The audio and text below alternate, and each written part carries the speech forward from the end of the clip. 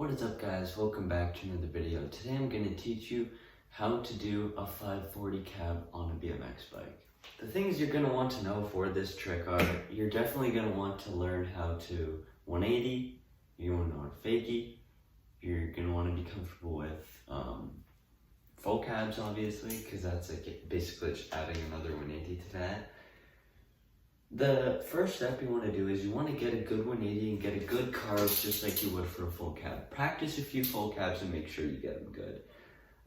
And I'm teaching this like the cassette version, but I'm using as little pedal pressure as I physically can, because sometimes on cassette it's honestly hard to like not use pedal pressure. Like no matter what you try, like your feet will still engage the thing. It's weird. But yeah, you don't want to use too much pedal pressure. Don't like do the 180 and then, this is what I did when I was first doing them. I mean, it does help if you're on cassette, except you do want to get rid of that as fast as you can. You kind of do the 180 and then you pull around into a wheelie like this, and then you just do a 3 from there. That doesn't really count as a 5 cab. Some people might say that it does. I disagree though, because it's like basically just doing a 360 after you do 180. Your front tire just doesn't touch the ground.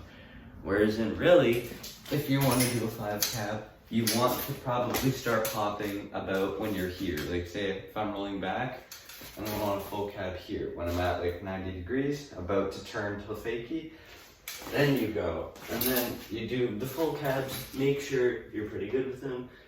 And then the biggest key that I have towards 5 cabs is you have to treat it like a full cab, basically the same feeling. You just have to look way more, you have to carve way more, and you just have to muscle it around more.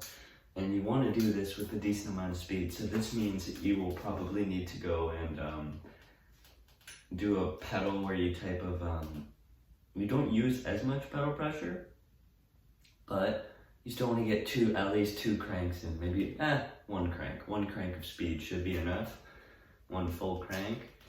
And as you get into the 180, don't try and like get a high 180. Try and get the 180 as low as you can so you can keep that momentum that you had when you went to go do it in the first place.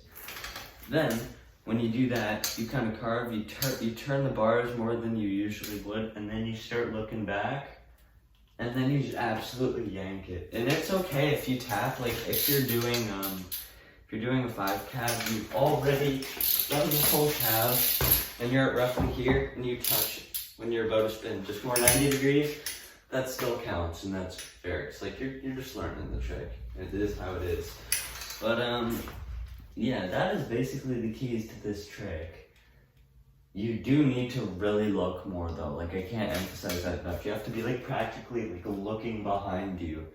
It is a really weird feeling, and it's really scary too, except when you really get that around and you become more comfortable with that feeling, just start committing more and more and more, and just put the time in every day to where you can get it better every time you ride.